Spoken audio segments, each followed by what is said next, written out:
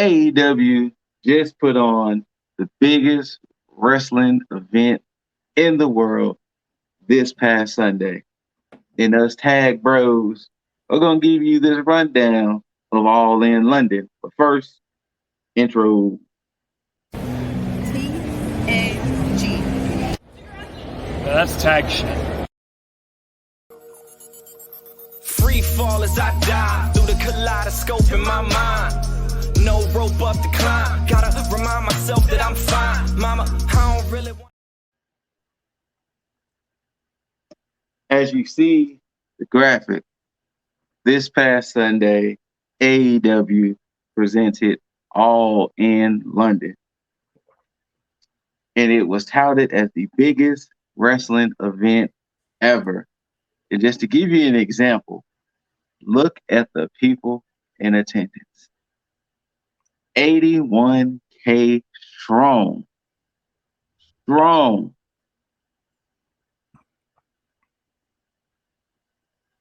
Fucking amazing. It was amazing. Yeah, I mean that there's so many words to say about how great it was. And it's not, WWE show, and it's like they outdid the numbers for SummerSlam 92. Yeah. And I of mean, course, what other companies can get that amount of numbers? Other than maybe New Japan. But other than New Japan, none. That's about it. But of course, I myself, Scooter Ray, got current predictions champ. The man who walked in All In champ and walked out All In still champ. Juggernaut 097. But yes, sir. I'm still the champ, baby. I'm still the champ. This weekend, I don't know. He got a twofer, so we shall see. But I got to run that gauntlet this next weekend here. But yeah, like he just said, I mean, the fact that when they even announced this show, it was like, oh, word, like y'all really about to try this, and kudos on them for having the confidence, for having the talent, for having just the guts to be like, nah, we're gonna do this show in Wembley. Mm-hmm. And they sold that motherfucker out. But let's get into it. Now, the show was so big. Look at the first match that was a pre-show match. Gave us for the Ring of Honor Tag Team Championships, Aussie Open versus Adam Cole, MJF, better known as Better Than You, baby. Just look at this for a second. If this was a free YouTube match, that just lets you know how much they was banking on this show. Mm-hmm. So when we had our predictions, we had our predictions going every which way with this because we predicted, this could start the whole Cole and MJF beef. A lot of things. Funny enough, Aussie Open came in and gave them a fight. Like, it was a fight, but shockingly enough, one good double clothesline, Better Than You, baby, are the new Ring of Honor Tag Champs. And it was like, oh, okay. Like, damn. They just won. Just like that. It was like, damn. They won. Okay. Cool. It was like, damn. All right. Judge, any thoughts about this match? Yeah, like I really enjoyed this, this being on the pre-show, you had Adam Cole and MJF, they've been doing some great stuff, with their comedy skits that they've been doing. Like, this has been some of the best, like, storytelling, the best stuff that AEW has been doing, like, for quite a while here. This is really good stuff. I can agree. But as the match goes, I thought the match was okay. It didn't. I mean, MJF, he was actually in there, longer than what I thought it was going to be. Like, I thought maybe they were going to like play an angle where, Adam Cole gets attacked backstage, by maybe the Yeah, Kingdom or something, and then yeah. maybe MJF had to go out there solo, kind of be by himself, and then, Well, uh, you remember one of the commentators did say, when MJF was in there going against Ozzy Open, one of the commentators did say, would it be wise for Adam Cole to tag himself in or let him basically get beat up so that way he mhm. could be an easier opponent later on? So, like I said, it was a lot of different aspects they could have went with this, but Yeah, so many ultimately, different ways. And yeah, also, it kind of would have made it too predictable for them to turn on each other right here because everybody was like kind of expecting, like, okay, yeah, they're yeah, not going to be winning these titles, and they're going to turn on each other by the end of the night. But when I saw that double clothesline happen and they got the win, like whoa, they actually won. They actually got the win here. Like yep. this is pretty cool stuff. So yeah, your new Ring of Honor Tag Team Champions, Adam Cole, MJF, aka the one title that Adam Cole said eluded him while he was in Ring of Honor. Now he can say he's now a tag champ. Next Mm-hmm. up on our 0 hour show for the FTW Championship with FTW rules, we got the champ Jack Perry versus the cold-hearted handsome devil Hook. Um, Now throughout the show and throughout this review and things like that, I will definitely mention matches that should have been booked differently, in my opinion, or stuff like that. And this is definitely one. Um, I was not expecting for Hook to essentially get the title back. Like I thought that they was gonna let Jack kind of rock out with being a villain and everything with it, but no, it was like, oh, Hook won. Cool, cool, cool, cool, cool, cool, cool. Mm-hmm. Um, cool. Like it was like cool. Um, Now for those who are in the know and for those who are not in the know, this match also caused a little backstage incident. There was a moment where the limo Hook drove in. They eventually fought out to the limo, and he had Jack had Hook on top of the limo, and he taps on the windshield. Yeah, this is real glass, baby. Cry me a river. And a seemingly innocent line because I didn't know it was something. It was a deeper, darker meaning to it, but we'll get there in a moment. But subsequently, Hook slammed Jack on the windshield and everything, and they eventually fought back to the ring. Went back and forth a little bit. Eventually, Hook choked out Jack, and now Hook is back FTW champion. And once again, this was one of the matches where I was kind of like, "Oh, okay, he just won his title back." And funny enough, this was the match that virtually gave Jugs the dub Mm-hmm. because we all picked Jack, but he was like, "Nah, I'm going with that cold-hearted, handsome devil." Mm-hmm. And this was actually the match that gave him the dub because when we do our predictions, regular matches are a point, title matches are two. This being a title match, it gave him that extra little push. Hey, yo, And shout out the Hook. Shout out the Hook for getting the W there. Hey, yeah, the match was cool. I thought the match was okay.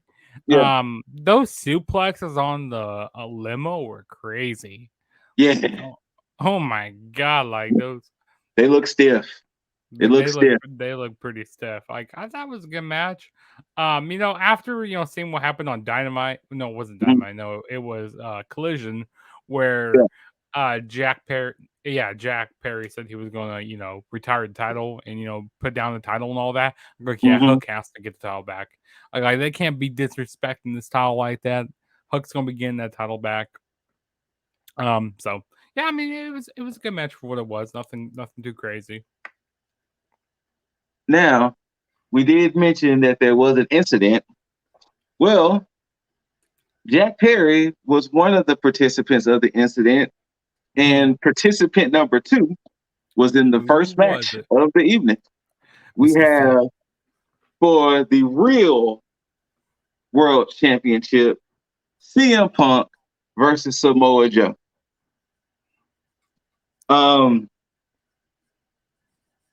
We will definitely talk about the incident after the match. But for the people who know, when I do my quick tags or hot tags on pay-per-views and things like that, or any time there's any title matches on TV, in no way, shape, and form did this match seem like a title change. Yeah, same here. In I no agree. way. There was not at one point of this match that I was like, Samoa Joe gonna walk out with that belt. Well, the belt, Now, fan. I was thinking if they wanted to, put the title on Samoa Joe, because like maybe if they want to do like I don't know at all, I'll do title versus title. I don't know. I Mm-hmm. really don't know what they're gonna do for like the whole title situation because I don't know either. MJF still hasn't announced a whole elephant in the room how there's 2 championships and all that still that Right. still hasn't been announced. But if they wanted to do something, maybe have like Joe win and then have like MJF beat Joe or something like that. I don't know. They could have did that way, but I don't know. But yeah, continue on. They're gonna definitely do the collision course with Punk and MJF because what has MJF beat Punk? I don't believe no, he didn't beat him at because they faced at Revolution Yeah, for in a dog collar match, and a right? dog collar match, which Punk won Yeah. that match. Yeah, So MJF needs some type of redemption. yeah. So who better now? I don't know if they're gonna fast track it for All Out, considering it's Sunday, but Yeah, I don't know. definitely I feel Punk like they and should wait a little while to do that. Maybe like a double or nothing, or like a maybe like an all out or something. I don't know. Like I think wait, it's gonna I'll be at wait a full while gear. to do it. Yeah, I think at full gear it's probably gonna full happen. gear. Yeah, Mm-hmm. I, But I definitely could see that because it's gonna be in Los Angeles, so they need something yeah. big. That'll be a big marquee match. But I mean, it wasn't a bad match. In no way, shape, or form was it bad. And I was even glad the fact that Joe even got that platform to be on a big show like this. But once again, in no way, shape, or form did it look like Joe was going to win this world championship from Punk. In no way, shape, or form. Mm-hmm. Yeah, I Now, definitely agree. okay. I definitely Oh, agree. Yeah, but I thought it was a good match. yeah, it wasn't bad. Like I don't think it was their best match. Like I definitely think their Ring of Honor matches were so much better. I love their. Yeah. It was their first match that they had for the title back in Ring of Honor. I thought that was one of the best matches. And of course, Joe won all those other ones until the fourth match. I to be honest, I don't think they should have even had that match in the like Owen Hart Classic or tournament. No, they really shouldn't have. They should like save this for like this pay-per-view Yeah. here. To I see agree. It should have been saved for this rather than them having that match in the Owen, because once again, we knew Punk was going to win that match. Yeah, exactly. So yeah. I like Now, the spot where CM Punk he got busted open. I thought that was pretty cool when he yeah, went like under the announce table. yeah, I with even liked the finish with the whole Pepsi plunge. That was pretty cool. yeah. But I mean, it was definitely a solid match. Both guys, had really good chemistry in the ring. And Mm-hmm. I mean, Punk, he was getting quite a bit of boos at the beginning, but then people started cheering him more throughout the match. I mean, he's going to get those boos because he's in a rather unique situation. Like, if we're really being honest, he's in a rather unique situation in all of this. Yep. But as Jugs and I had mentioned, there was an incident. So the comment we mentioned earlier with Jack Perry saying this is real glass, cry me a river.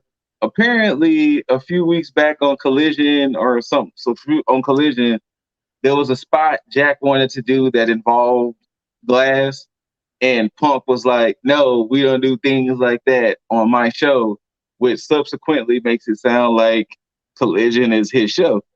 And then apparently other people agreed with Punk that Jack shouldn't do whatever spot he was going to do with Glass or whatever. So Jack took the opportunity to take a shot at that.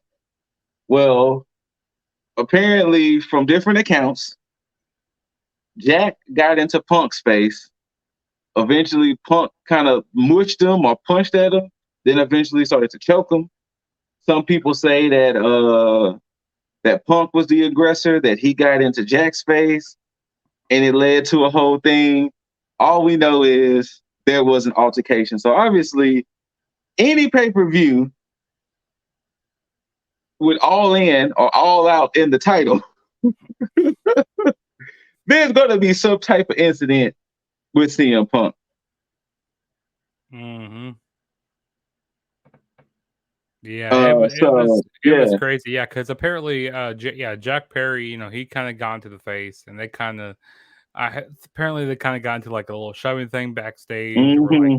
or apparently I heard like that. I think Punk put him like put Jack Perry like into maybe like a front face lock or something like that. Yeah. They said it was like a front face lock. He put him in, and they had like to kind of separate. They had to get separated and all that. And apparently, Jack Perry, they had to escort him out of the building, but Punk was able to stay. Wow. So, that's what I heard. Like Punk was able to stay. Wow. And, like, I think that's even worse. Reading that from like Sean Ross Sapp or something. But at this point, I can see that. Hey, Jungle, hey, Jack, you already had your match. You just go ahead and go, my boy. Yeah. You good. We don't really need you anymore. You didn't had your match, but I don't know. I mean, this is starting to sound really, really, really, really. I mean, Dizzle made a video. Jaeger and I said our piece on it, but it's really, really starting to seem more and more that every the CM Punk is the X factor here. Mm-hmm. Yeah. Because I mean, before CM Punk, I don't remember hearing any incidents of wrestlers having problems other than that time when Big Swole called out Tony Khan. Mm-hmm. But I don't remember hearing anything. Since CM Punk has got there, we had a whole incident at All Out last year, an incident that was so bad. Brawl out. Yep. That we don't even remember what happened on that pay-per-view last year. Yeah. Uh-huh. I don't remember the matches of that pay-per-view last year because of the media scrum. Then I can't either. Then the whole incident with him coming back to Collision and wrestlers being banned from Collision. He took another shot at Hangman, but apparently apologized for it. He got into it with who did they say he get into it with? Oh, Ryan Nemeth. He got into it with Ryan Nemeth. He said something on social media saying he called him out or something, and then like he said, "Hey, you," and then they had apparently a backstage confrontation, and it's like, come on now. Obviously, your X factor is Phil at this point, and is it worth it?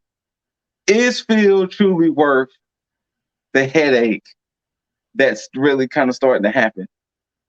And to be honest, I think that, like with the whole elite, I think I mean, these parties are both petty on both sides. Okay, they just need to they just all need to like let this go and like kind of grow up and be real men here. Well, you know what's funny? I can agree with that in all honesty, but I can only take so much of your little sneaky shots at the moment. Yeah. Hey, that's the thing. Punk has been the one taking these little sneaky little shots here and there, and it's like, fam, I'm only gonna take that for so long. I kind of wish they were just doing it for storyline, but I don't think it's for storyline aspect. No. Because they can make so much money. They can make so much bang off of this. Having Kenny Omega and CM Punk as a main event of a pay-per-view. It could, yeah. But kind of put this in like storyline wise. Like, oh my god, that would be so good. But at some point, Punk might end up like, hitting do they need Kenny. to let Punk go? I don't know. Punk might end up hitting Kenny in that match. Kenny might end up hitting Punk. Then there's gonna be at one point in the match, it's gonna be, oh wait, oh no, they fight for real. Like, Yeah, and then we go shit. like, oh, someone might end up on dark side of the ring.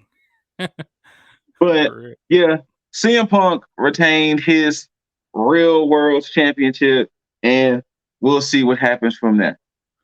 Next match, we got the Golden Elite, Hangman Adam Page, Kenny O, and Kota Ibushi versus Bullet Club Gold, Jay White, Juice Robinson, and Konosuke Takeshita.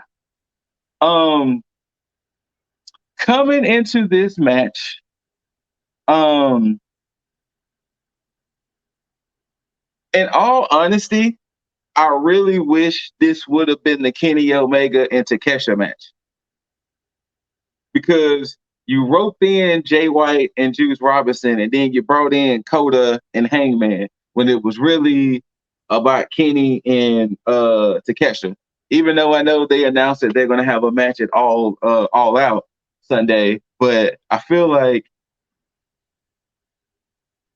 this should have been that match. Not that it wasn't a bad match, it was just, I don't know. I feel like it took a while to get started for me a little bit. Yeah. I feel like, the Bullet Club, they were doing a lot of, the dirty hand tactics, like double teaming a lot on Kota Ibushi and stuff. You got the guns out there too. You had the guns getting involved. I mean, Kenny Omega, he was doing a lot of his normal stuff, doing a lot of Snapdragon suplexes, a lot of V triggers. I like what Kenny Omega and Kota Ibushi were doing, their Golden Lovers type of, tag team maneuvers, the moonsaults and all that. I mean, Hangman, he did a pretty nice comeback on Jay White throughout the match. Mm-hmm.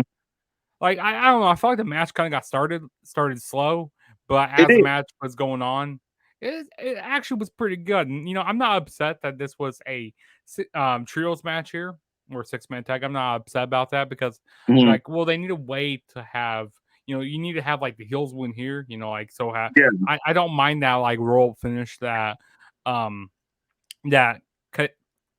Konosuke Takeshita got on Kenny Omega. I don't mind that roll he did. Because they're like, oh, wait, yeah, that sets up a match for All Out. A lot of people online are kind of, upset that you go like, oh, why isn't Kenny Omega like in a one-on, just a one-on-one match here?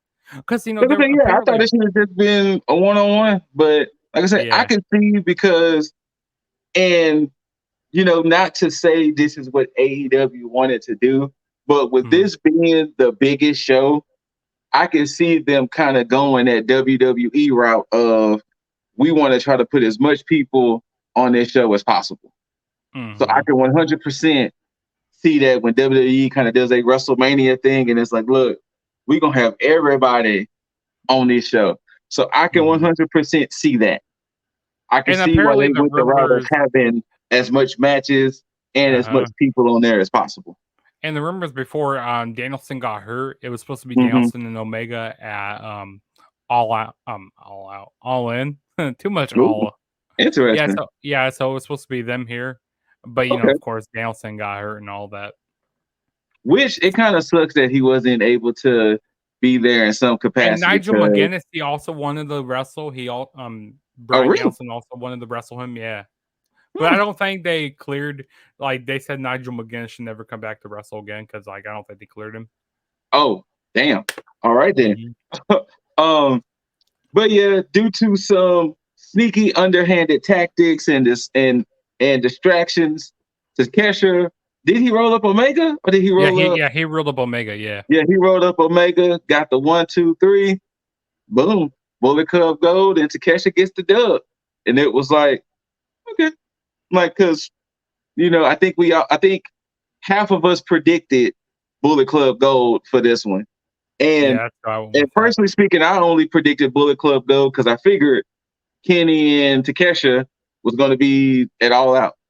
Yeah, that it was going to finally go down. That's why I went with it. Yeah, because I feel like it's finally going to go down at All Out with Kenny and Takesha. Go ahead and do this. So it's like this is the reason to give. This is the catalyst for them to. This is the final straw for them to go ahead and have their one-on-one match. So Bullet Club Gold, Takesha gets that dub, and funny enough, next matchup with the my graphics. There you go. Funny enough, next matchup we get for the AEW World Tag Team Championships, FTR versus the other members of the Elite, the Young Bucks, Matt and Nick Jackson. Now, wrong graphic. Now, this was their rubber match from their mini. I can say mini because they only had two. But this is their trilogy match. But they're two kind of. They were actually fairly decent matches. Like I will definitely say their other two matches were pretty good. They had the match at Full Gear. Was that was 2020? That's when the Bucks won that one. Yeah, that's when they had because that's when the Young Bucks they kind of have sold that like injured leg, and then it was who was it? It was Dax Harwood. No, Cash Wheeler. He did that 450. Yeah, Cash hit the 450 and missed, and that was the catalyst to them losing. Yeah, and then they did the match. It was like on a Dynamite. It was after like WrestleMania. It was like WrestleMania weekend. That was probably my favorite match that they had, like in this trilogy. That was my favorite match for them. And I'm not going to say this was like the best, tag team feud.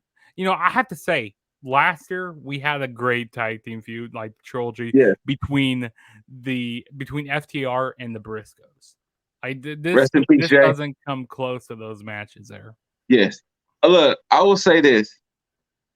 The best match so far in AEW this year has been, to me, FTR versus Bullet Club Gold.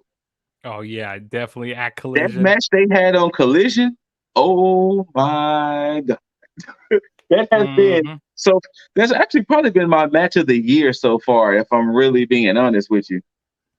And speaking of Bullet Club Gold, we got the other member of the Bang Bang Gang joining in.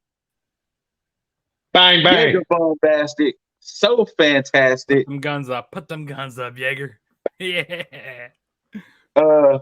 Well, Jaeger, we was about to get ready to talk about the Tag Team Championship.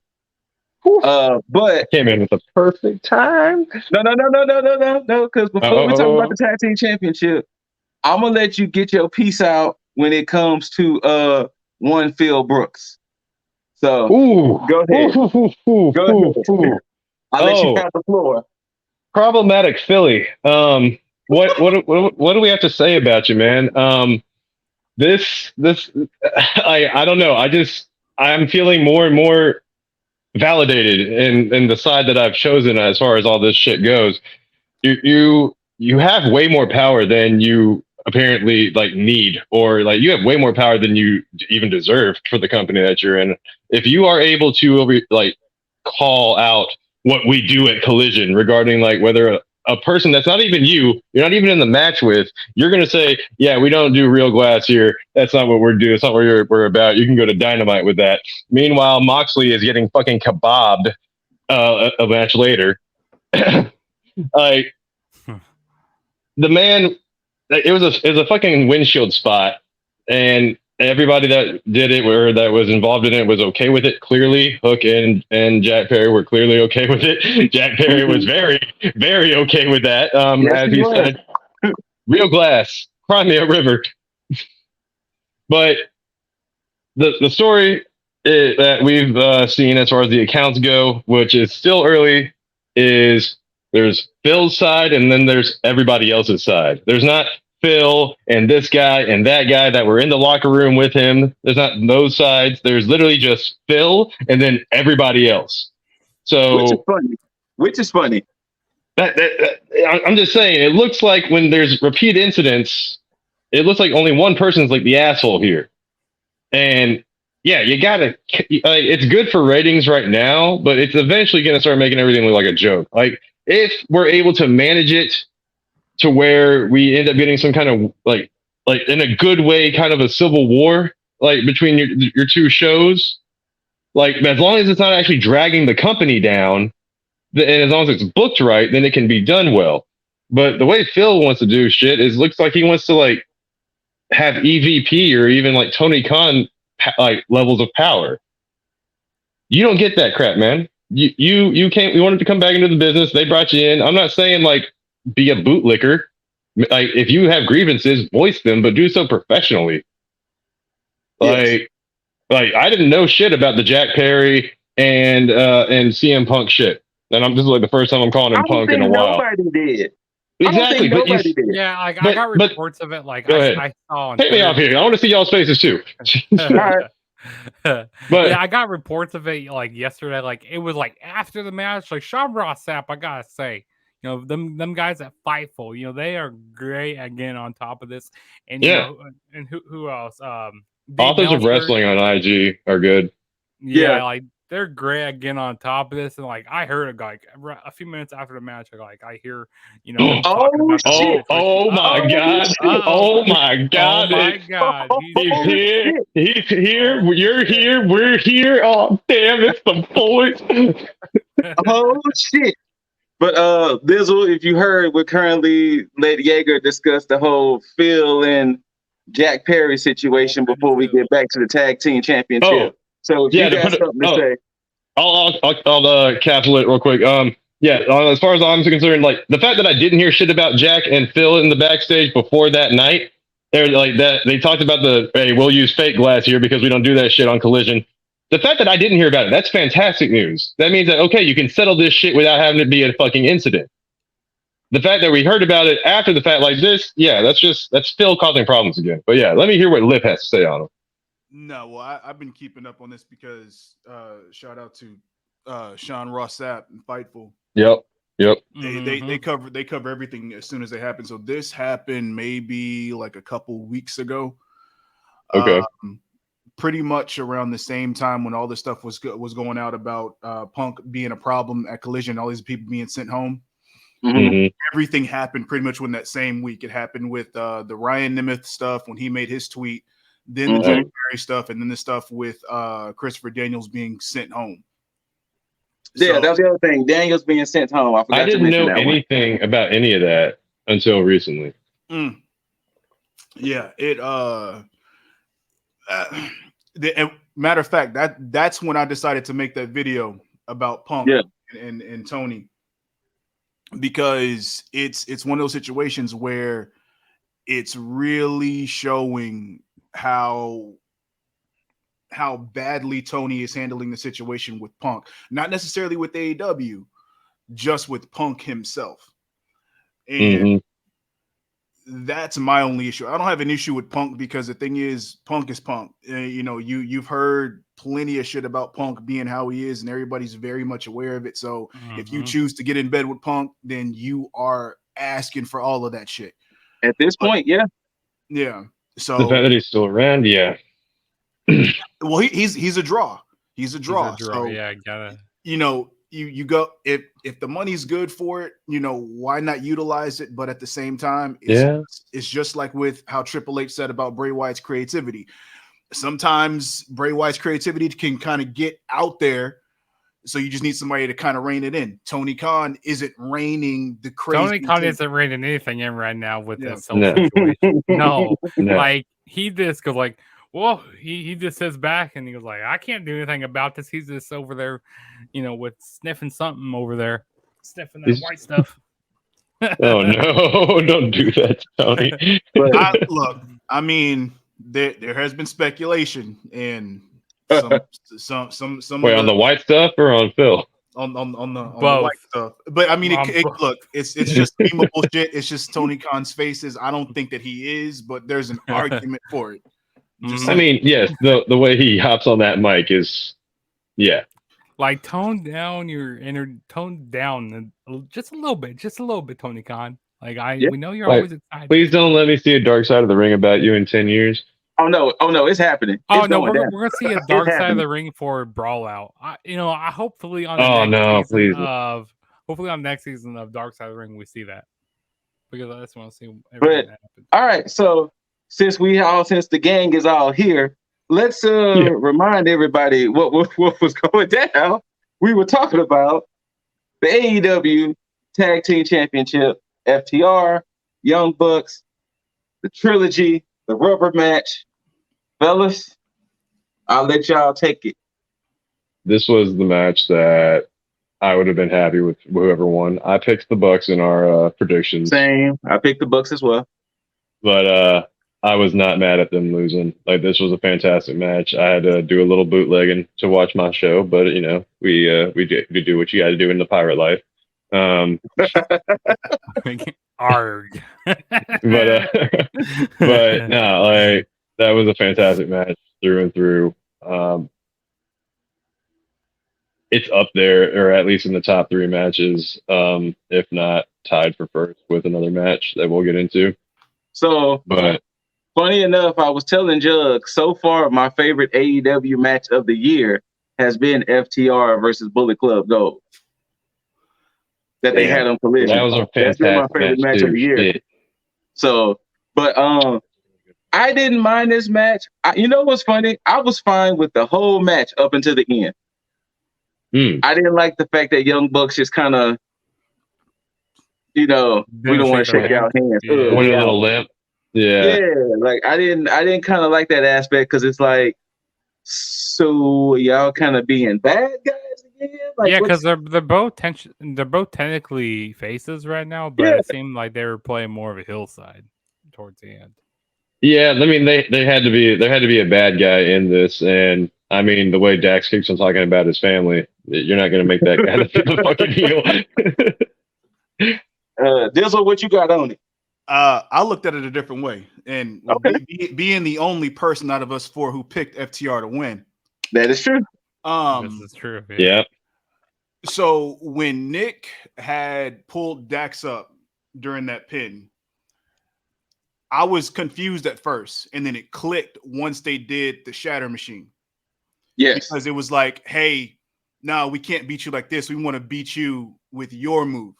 Yeah. The injury. And that's all, because that killed the confusion for me at that point. I was like, okay, I get it now. Yeah. Because it's the same way that Dax kind of reacted when he got up, and he was like, oh shit, this is what they're going for. Type shit. Yeah. But all in all, I mean, there's not much to say about this match because it's self-explanatory. No, they clearly defined the story for this. One thing about this match, and I'll use this to kind of cap over the whole build for All In, because the build for All In was trash up until the show. I can agree with that. If you watch the pre-show, 0 Hour Everything, they had a better build for every match with this versus everything they did leading up to All In. Didn't they do the road to All In on like Collision after Collision or Rampage? Countdown. Okay, I did it right after Collision. Yeah. So they did it right after Collision, and then essentially the pre-show was a 2-hour pre-show, and they kind of basically re-showed it during the pre-show too. Gotcha. Yeah. So it is a little weird that they finally like get all their promos down real nice though on those last 2, like at the last possible minutes. You know what I mean? One thing I will say about that though, because I guess AEW would be notorious for bad builds for really good shows. Because it's another one, it's like they had a horrible build, but you get the show from top to bottom, and it's a fucking good show. So I can't complain, but I still do want the fucking good build up. Yeah, because like they just came out like on what was it? It was like on an episode of Dynamite saying, that we accept the challenge for All In, and that basically was that. I mean, we didn't have a whole lot of interactions between them. I mean, this match, like you said, it's pretty self-explanatory. Why they're doing this match. And also there was a point made where like, oh, maybe the reason why I was going with the Young Bucks, because with the whole Dax Harwood, no, it was Cash Wheeler situation. That's exactly why I went with Bucks and too. that's what Yeager and I kind of was saying was kind of up in the air, like is the whole Cash Wheeler situation might And- play into it. And it's Like- also All In, and without the Young Bucks, there wouldn't be an All In, back in 2018. So that's Yeah. what I was thinking. Yeah. Like, a big, the Elite need to get a big win. See, Not to mention, they mentioned when they got back into doing tag team action, like just 3-4 weeks ago, they were trying to get back to getting the belts and everything. And that's the other reason why I went for them too, because they was like, yeah, it's time for us to get back in form and da. So I was like, all right, I can see the Bucks definitely getting this. But now, if it was a WWE, if it was like, if this was WWE, the titles probably would have changed hand, because like with all the situation that happened with Cash. But Tony Khan, he doesn't really like he doesn't really pivot that way. He kind of goes like, hey, if his mind's set that way, then he's gonna go with it. He usually doesn't change his mind. Yeah, that's funny because all the reasons that y'all said why y'all picked the Bucks is the reasons why I picked FTR. You went with FTR? Yeah. Well, except for like the real world scenario with Cash, like I was thinking that they could, like I had it, like man, this was probably this is the match that I was like completely 50-50 on because of the real world shit that I was applying to it. But I'm thinking about it. All right, if FTR wins, like they have to like, and if Cash goes to prison about this or does some time over this, they're gonna have to like, no, he's not. But if he like, there's any kind of a repercussion for it, then they're gonna have to win this and then give up the belts, and then it'll be awkward. And who knows what's going on? It would be an easier transition or an easier way for FTR to operate and then have to like deal with this. If they just didn't have the belts on them, they can go away for a little bit, or Dax can do some singles work, whatever. So I went with like the easiest way out as far as the company was looking at it. Well, you also got to look at it like this. Sorry to cut you off, Scoot. No. Go ahead. FTR are CM Punk's boys. That is true too. So that's true. You got to think about it like this. If they're going to be at the top and there's no reason for them to go after the ROH titles, you have them with Punk and you have them basically selling Collision. You only see those tag titles on Collision. So if you end up taking those away and you put them on the Bucks, you basically do rinse and repeat, and you put the Bucks on Dynamite, obviously. And now you don't have a reason. You have less of a reason to watch Collision at this point. Yeah, you'll have good matches, of course, but you want to see where these titles go. On top the same. No, go ahead. FTR, they're trying to build FTR as the quintessential tag team. Period. Yeah, and that's their goal. And I think that's one thing that the Bucks are doing to give back to them, because the Bucks don't necessarily need the tag titles. It helps them, of course, but they don't necessarily need them. And I think FTR does a better job of upholding the meaning of what those tag titles are. And Bucks can easily go to a New Japan or go to or do ROH and so sell out whatever. Any issue. Correct. Exactly. But that was my reasoning for all that. But that's how I looked at it. No, that's a solid viewpoint. Yeah. So, but now at the beginning, Jugs and I did say that there will be matches where we will probably feel that the booking should have went differently. And the next match was definitely one of those matches for me, at least. We get Stadium Stampede. Yeah. We get the Blackpool Combat Club with Santana and Ortiz versus the Best Friends, Eddie Kingston and Penta, El Zero Miedo. Slash the one thing I will say, what's up? Slash Oscuro, yeah. That was. Oh yeah, Slash Oscuro. Yes, you're right. The one thing can I we will jump say, on that real quick? Hold on. Before we get that, the one thing I will say, I didn't dislike this match. So this is the first Stadium Stampede that I actually did not mind, and I'll let Jaeger take it away with the Penta. I forgot all about Penta at one point. I was like, was there a point? Like, because I had to like switch servers for a second on my stream, so like I was, and then I don't see Penta for a good minute. I was like, damn, did I miss a spot where Penta's like out? Like, what's going on? And then he came out as Oscuro, and I'm like, What? Why?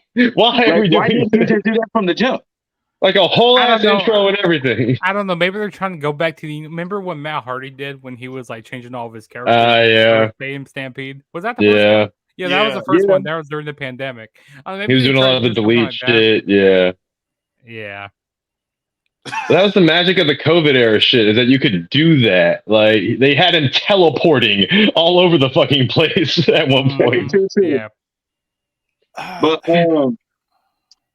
this is going to be the weird thing that's getting weird for me. What is the reasoning of having the Blackpool Combat Club causing so much havoc and chaos? Then when you have a match that's nothing but havoc and chaos, they lose twice. They lost Blood and Guts, and they lost Stadium Stampede. So it's like, that was the entire reason. So stop having them cause havoc and chaos. I mean, they did win Anarchy in the arena, though. They did win that. But that was like over 2 pay-per-views ago now. And also, to be honest, I don't know why they had to do Stadium Stampede. Blood and Guts is like a TV special. Because basically, Stadium Stampede is the same thing as kind of like Anarchy and Arena. I mean, it's a little different, you know. But they're essentially the same thing. Like it's fuckery. This what this is. It's fuckery. You know? That's basically what this is. I mean, you have Moxley, you know, having the skewers in his head. You know, he was looking like he did that whole thing that he did. God, I would not take that bump. No, that spot. Excuse me. No, I'm not taking skewers in my fucking temp. No. Orange Cassidy, I think this is the most I've ever seen him bleed. Like he's, you know, I don't think I really ever seen him bleed on AEW television before. That poor man is just falling apart. That man's gonna die. Y'all saw him at that at the media scrum after, right? I didn't see him at the scrum. I haven't seen. Dude, no. Others of wrestling got the picture of him, but like he was just at the little scrum, and like at the same time that Tony Khan is announcing that Penta is going after Orange Cassidy's belt on Wednesday, you have Orange Cassidy just like knocked the fuck out with the shades on, like sitting in his chair, like. If you like, his head's down like this too. He looks like Weekend at Bernie's. So, but we don't know if he's asleep or not. But dude is just sitting there defeated. Like, I don't know how many times. Go ahead. You've been quiet over there, Dizzle.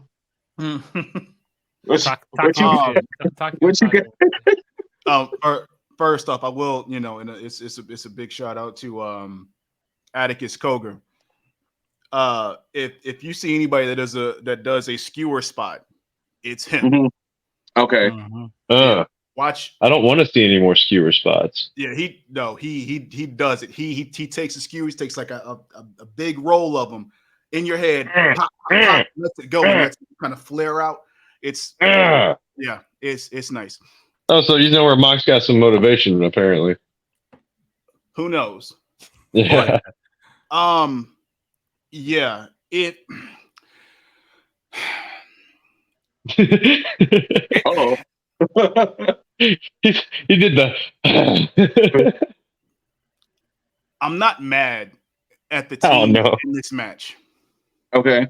I'm not mad at that. I am mad at the outcome. Okay. I'm mad at the outcome because yes, definitely. Best Friends didn't necessarily need the win. This was an easy, hey, we don't need a feel-good moment from them. You know, I can understand Hook. I can understand the Acclaimed. I'm pretty sure we'll get to that. But I understand the feel-good moments. I got confused. Say Saraya. Oh, I have something else to say about that one. Yeah. Oh man. Uh-oh. But well, that's next up. But go ahead. Fair. BCC had every reason to win this, on top of being able to get Santana and Ortiz in this match. Mainly because they had just lost Blood and Guts.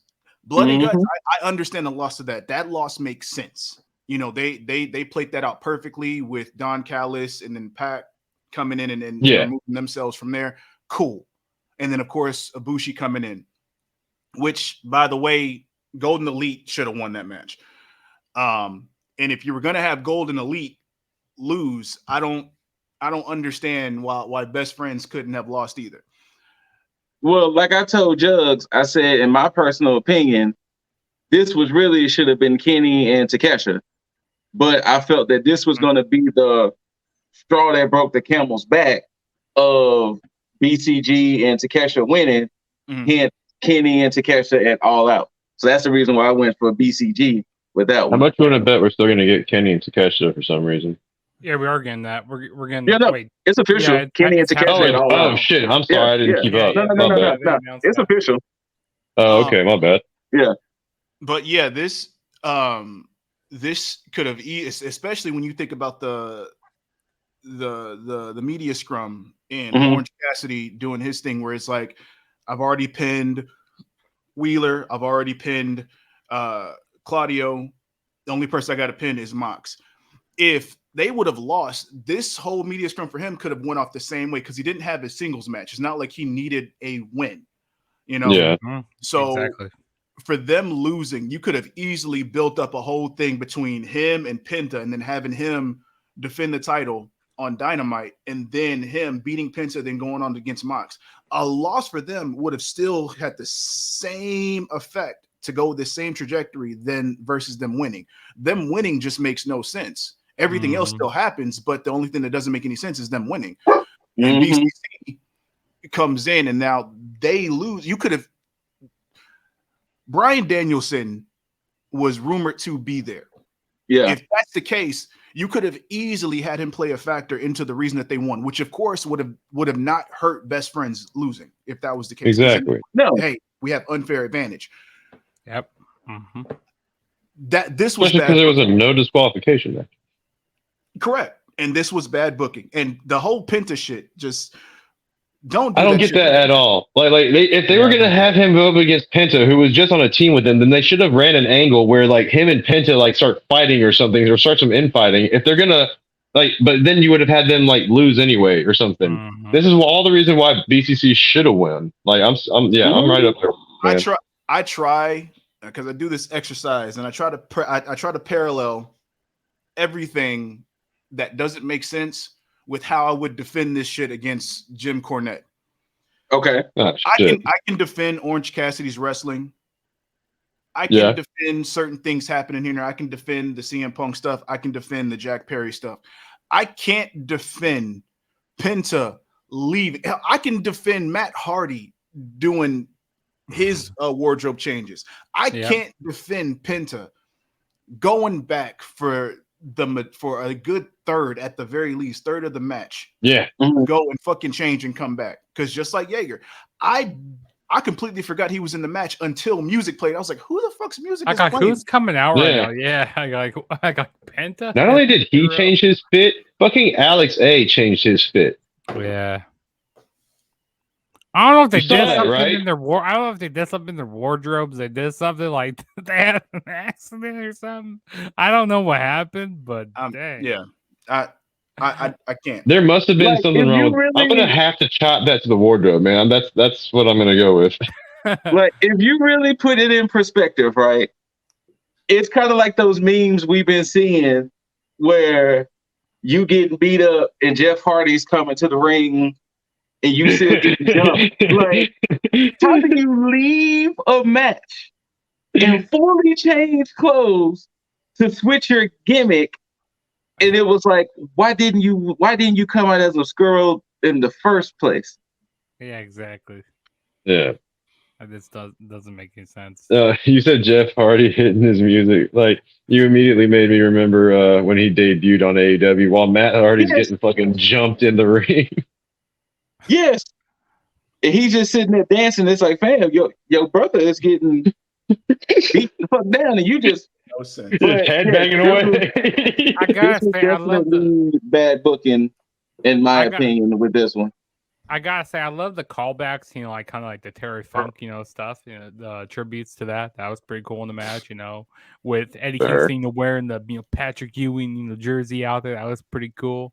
I like that. Hey, I mean, yeah, it was bad booking, but even in that, you waited till like the end, really, to get something with Kingston and Mox and all that. And it's like, Yeah, why was it at the very end? That should have been going on throughout the match. If anybody should have been traveling through the arena, you should have had Kingston and Mox like beating each other throughout the arena. Or at the very least, Claudio and Kingston doing it. But no, Claudio ran off with Penta at some point. Like, why? And then Claudio's over here airplaning Orange Cassidy. Like, I would have loved to see Claudio and Penta, or like Claudio and Eddie for probably like the first half of that. And then, we get Mox and Eddie, or like, however, a combination of the two somewhere. It is what it is, though. BCC definitely should have won booking wise, though. Stadium Stampede, like I said, it wasn't a total just like, because normally I'm like, But the next match, obviously, Mr. Dizzle got some things to say about it. So we're going to go ahead and get into it. AEW Women's Championship Fatal 4-Way. Hikaru Shida, champ, goes against Saraya, Toni Storm, Dr. Britt Baker, DMD. Once again, thanks for that intro, though. And Dizzle, take it away, good sir. I'm not mad at the match, and I'm not mad at the outcome. Okay. I am, however, and this goes with the build of this match. Mm-hmm. The only problem, two of the problems as far as with the build, and then the problem with the outcome itself, is that Saraya winning feels like a gimme and not something that's deserved. That's the reason why I went for her, because the way it was coming down and it being in London, it was kind of like it's they too might perfect fuck to around not and do get it to this. Saraya. No, it was too perfect not to do it. Yeah, and that goes with the problem, because we've come on here, both as a collective, individually, us, Jugs, we've all talked about how Wembley could have gone, and who involved, whether it be Jamie Hayter, Toni Storm, whatever. This is something that has been widely known and had plenty of time to build and figure out what was going to happen. The way that the outcome went, it felt like it was a last minute decision just to be like, okay, let's give them this. You could have easily had Saraya have matches, because you've had the Outcast on TV across the board, and I can't recall, and I could be wrong, but I can't recall any notable Saraya matches that have happened, outside of like the tournament, to get to, there wasn't any. You made a good point about trying to defend this shit to Jim Cornette. So No. That's a fantastic way of thinking. Like, no bullshit to you. Not only that, where are you right there? That should be no bullshit, man. That should be a spinoff series. I feel like any bad booking decision, we gotta defend this shit to Cornette. That should be a spinoff series that we should do every now and then. How can we defend this to Cornette? That's honestly fantastic. And so I'm trying to figure out a way to defend the shitty booking as far as leading up to Saraya getting this, because like you just there's no spotlight on her. So the only way I can see it is if they did not have a confirmation if Jamie Hayter was going to be able to be at Wembley in time until this last month, like when this tournament started. And this wasn't even a tournament. Like, when they showed the graphics, 8 people involved. When they showed the graphics, that you can already fill in the spots who's going to be in the match. Yes. And to be honest, easily. I don't think Britt Baker, she didn't need to be in the match, because like apparently, she's kind of like injured right now, and like she hasn't been doing. She is a draw though. It's Britt Baker, man. I mean, she has a lot of leeway. She gets she gets her way a lot. She's kind of like Charlotte, in WWE and stuff. But I don't see her with 16 belts and whatever. I mean, that's true. But she does get her ways a lot. But I mean, Tony Khan really likes her a lot. But she's kind of a little bit injured right now, to be honest. I think she just needs to take a step back, like Thunder Rosa did. Let's take a step back for a little bit. People are still going to care about Britt Baker when she would get back. So I mean, Thunder take Rosa a step back. Yeah, Thunder Rosa. Apparently she's on her way back eventually. And also, we'll be happy to see. who else did I didn't want to be in this match? Was it Saraya? No. Was it? Okay, so Saraya, Sheeta, Storm, and Baker. Yeah. I mean, Storm. I mean, she wasn't definitely going to be getting title back. I mean, we saw what she did. It was okay what she did with the title. But you know who they should have had in this match? If they wanted to keep it a fair 4-way, they should have had Willow Nightingale and Willow, Athena. yeah. They should have had Athena in this match. Isn't she ROH champ still? Yeah, we She need to is be ROH ROH. champ. Yeah, apparently they don't want to have her on like on AEW television because she's doing a lot of stuff in ROH. But yeah, I just don't. I just don't know. Like it was. Go ahead. And Jugs, you actually reminded me of why I'm more so pissed off at this fucking match. Oh shit. Here's a better build. Mm-hmm. Okay, what you got? Sheeta should have never won that title. Yes. Now you agree. Yes. So look, funny. When Jaeger and I did the preview show, we said that we was like, still to this day, it was like, why? Why did Sheeta have the belt? You can have Sheeta in this match because of the feud that she's had with the Outcast. Fine. Yeah. Mm-hmm. Mm-hmm. Yeah. Tony stays champ. Yes. During this whole time, in order to make this build sound way more simple and less complicated than they tried to make the shit, you have Saraya going in the tournament, getting included in the match to help Tony keep her title. As it gets closer to the fact that, hey, we're going to Wembley, it's going to be Saraya's hometown, you know, then she starts to get the feels about, man, I could win. And so then you start to see a shift as far as her, you know, maybe changing the plan to be like, you know, so when you get to the match, you have that same outcome that they had where they start to be like, oh, well, and then you have Saraya's mom. Ruby Soho come out there. Oh, yeah. And then you start that whole thing between the backlash where it's like, oh, her neck. Because Tony's like, no, I'm trying to keep my belt. And now Saraya is going against the plan.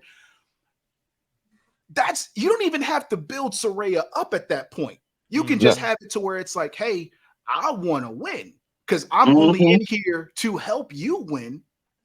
But now I see an opening. But then not only that, when I watched this match, I was like, damn, Saraya and Storm turned on each other so quickly. So quick. But she hit Mama. She hit Mama. You don't hit Mama. You don't hit. like they turned on each other pretty fucking fast to say they went in as teammates.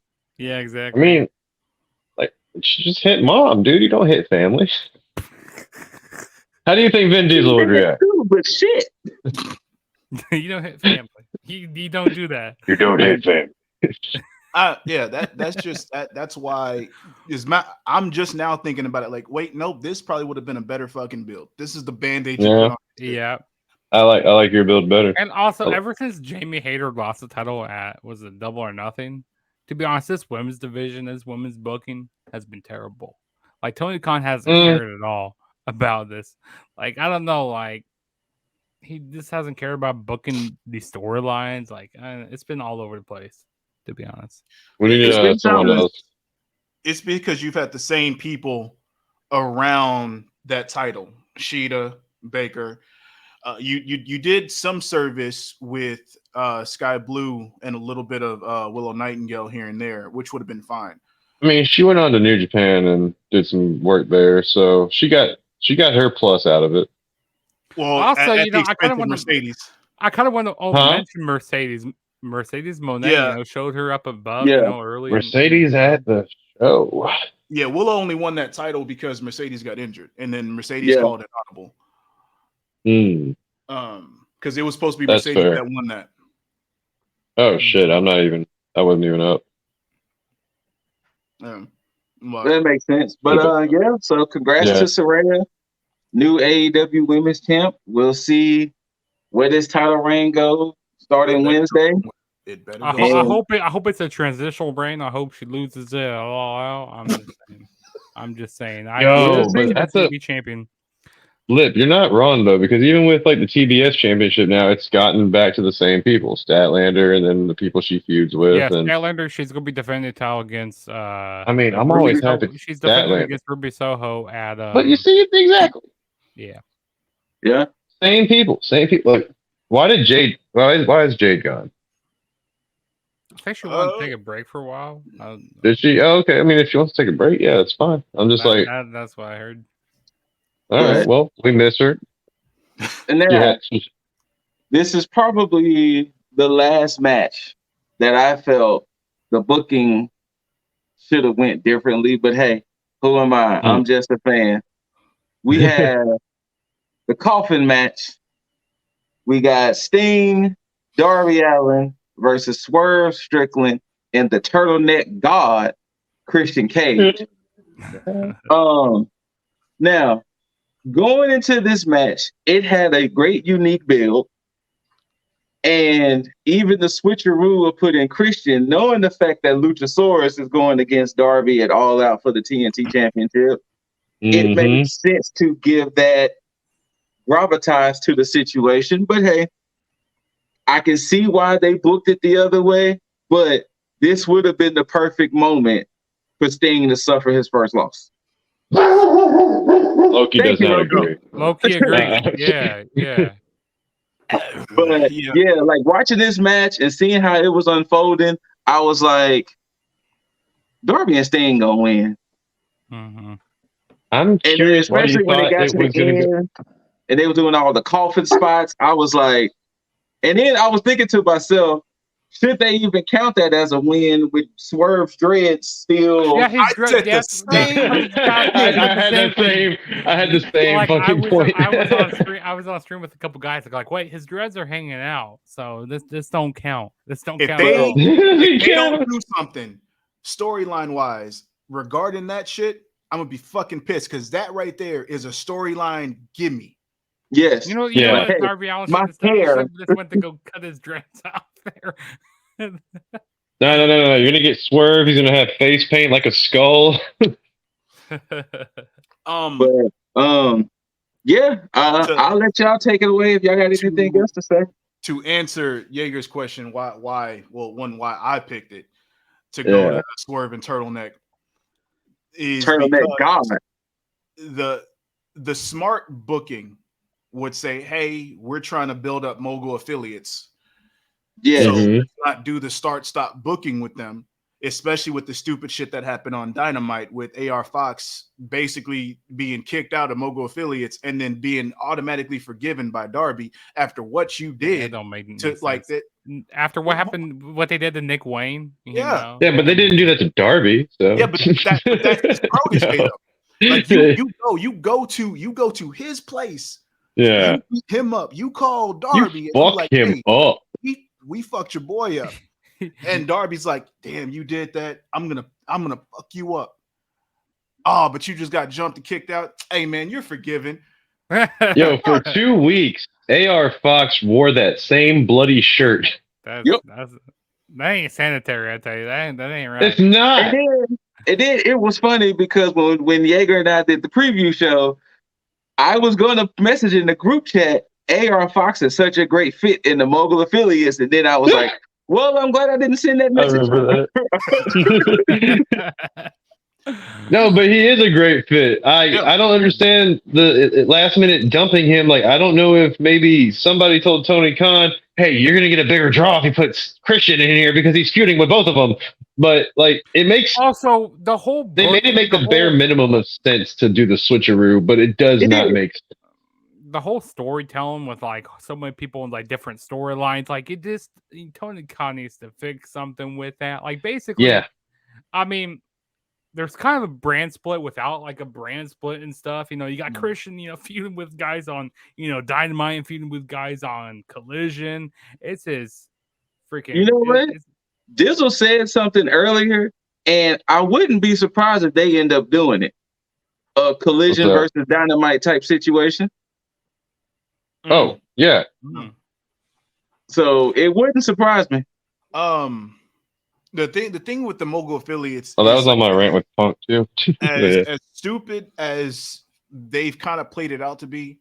It's a good idea in theory. And the thing is that you can do what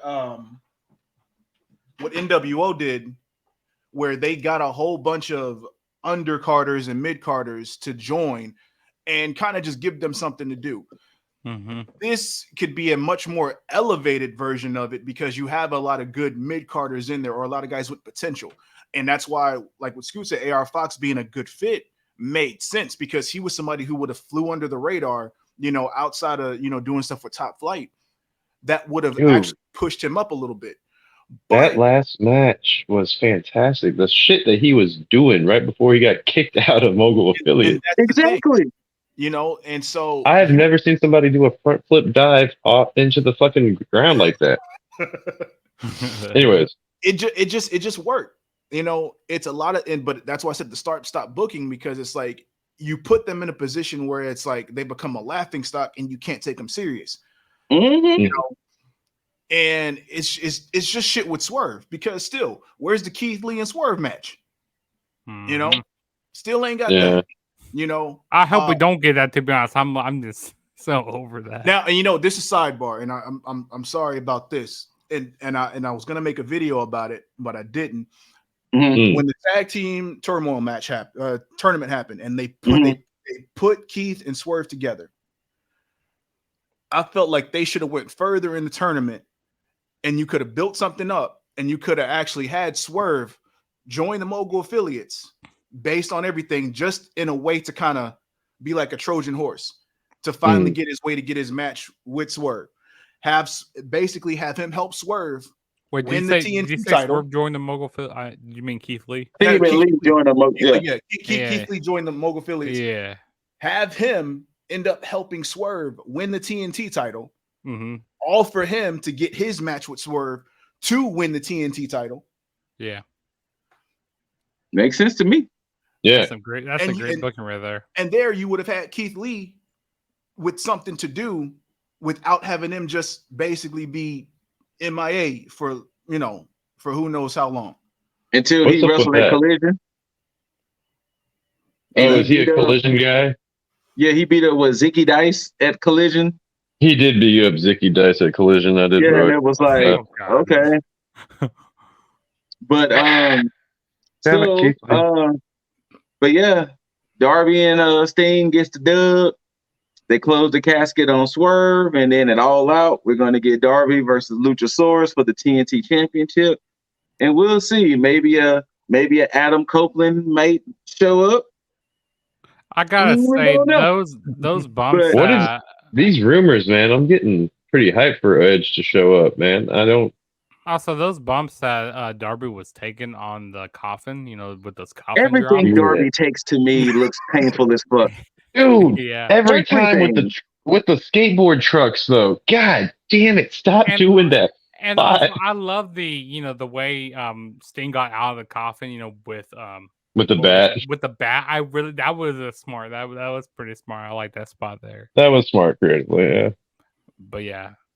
Oh, Swerve definitely needs to be like, look, they tried to close it. My hair got caught. All right, so the next match, I have my opinions on it, and not to disrespect, because once again, we don't disrespect the wrestlers here.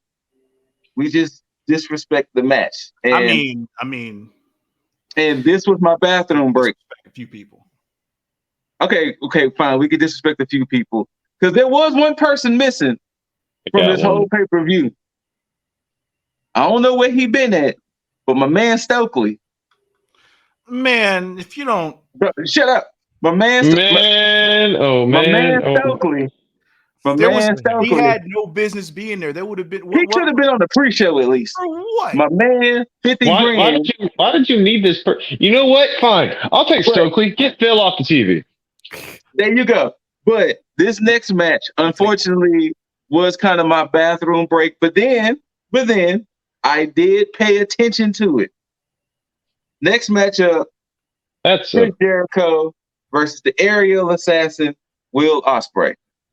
I will let y'all take it away. Personally, Like, I have a few things to say about it, but I'll let y'all take it away.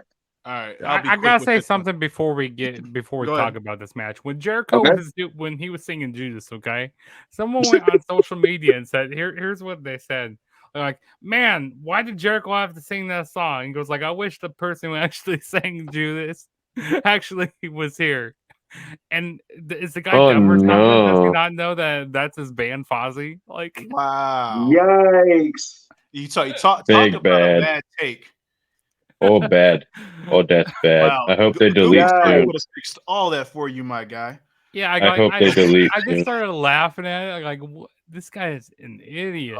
I pray that dude was trolling. I hope he was. I definitely hope he was. Yeah, I'll be quick with my take on this one. I was worried. I was worried because up to this point, I was saying, man, Will Ospreay deserves so much better in this type of match. And as it was going on, I was like, man, Jericho needs to bring it. He needs to fucking bring it because you do not want to let Ospreay down in this situation. Because in this format, he would have deserved a marquee match. Granted, name-wise, absolutely, it makes sense. However, in-ring ability-wise, Jericho of now is not the Jericho of yesteryear. So whereas Jericho did pull off some nice stuff, he definitely did. I was surprised. A lot of the Hurricanranas that he did, even the reversed Hurricane that he did. I'm sorry, the Hurricane that he used power bomb, the reversal that he did. Yeah, that he did. Even those line salts that he was doing in the match were pretty decent. But so it was a fair match. I'll give it that. You know, it was fine. It could have been much better with somebody else. Hell, you could have had him go against Guevara. Easy pick for me at that point. And speaking of, I'm glad you brought that up. Let me go ahead and get this piece out, and I'll let y'all take it. Christopher Jericho. How in the fuck do you get mad at Sammy Guevara when he did everything in his power for you to win, and you blew it? You blew it. Christopher Jericho, you should be ashamed of yourself. The man who stuck by you when nobody else would, you push him away because you mad that you took an L. He smacked with a bat. Christopher Jericho. Christopher Jericho, shame on you. Shame on you, Christopher. Go ahead, fellas. Yeah, that's it on my end. It was a fair match. Could have been better. I'm not too mad at it, but it is what it is. Yeah, I was kind of worried that this match was going to be like, because that match that Jericho and Adam Cole had, what paper was it? Was that All In last year? Or I can't remember when they had that match. I think that may was have been All Out. I mean, sorry, yeah, I meant All Out. That's what I meant. I think that was All Out last year. It's a double or nothing, possibly. I think that was this year. I believe it was. Or okay, then like no. Oh yeah, I believe you're right. I believe you're right. It had to be Revolution then. Oh, Revolution. Yeah, because that double or match nothing they had was not that good. And like I said to Jugs earlier, I don't remember what happened at All Out last year because the damn media sprung. I don't remember. Sadly. I don't remember what happened at All Out last year. But I gotta say this, Jericho, he actually worked a pretty good match here. I mean, it's not like, Jericho from like, the early 2000s, the late 90s, it's not even 2009, it's not like that Jericho. But I mean, he did pretty decent here. I mean, even the beginning of AEW Jericho was pretty good. But I mean, he did okay here. He didn't try to wrestle the type of style of Will Ospreay here, which was great because oh man, he's gonna try to do Will Ospreay style, and he's gonna end up dead in the ring because he's north of 50. He's just, I don't want to see a dark side of the ring for Chris Jericho. No, I don't want to see that. But hey, it was he would. I don't think he had a career that would lead to a dark side of a ring. I hope not.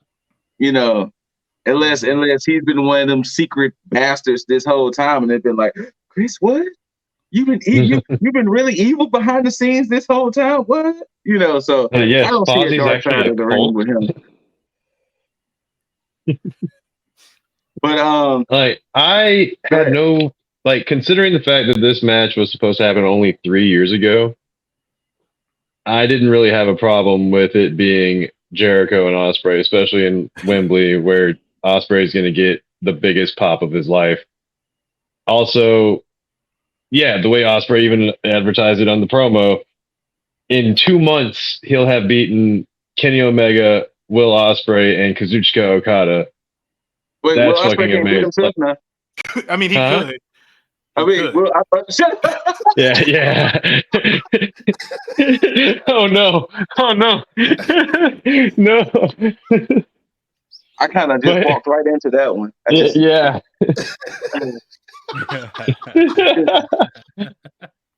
More like you tripped and fell right into it. Anyways, Yeah, I did. but freaking. You can beat Okada, Jericho, and Omega. Thank you. Yeah, all within 2 months' time. Like the fact that Jericho said, "Yeah, I've been waiting for this match," and yeah, it all just lined up too well for him, especially for the resume that he's trying to build, because he's coming up for contract renewals, just like MJF is. I've read it somewhere, but I completely agree with this that Ospreay and MJF are probably up for Wrestler of the Year right now. Because I don't know, just because of all his New Japan shit, but then he also goes to all these other little small promos. I didn't even think that he was in smaller promotions like that, getting jumped by Jericho. You know? He does a lot of those UK promotions, Brub Pro. Yeah, he does a lot. Yeah, That's I what didn't made know me that he pick still did a Ospreay. lot of that. Huh? That was the catalyst of me picking Ospreay when I saw that Jericho jumped him at Real Pro. I was like, Oh, no Ospreay shit. winning. Oh no, I already I don't know, when they did the signing, I was like, yeah, this is Ospreay.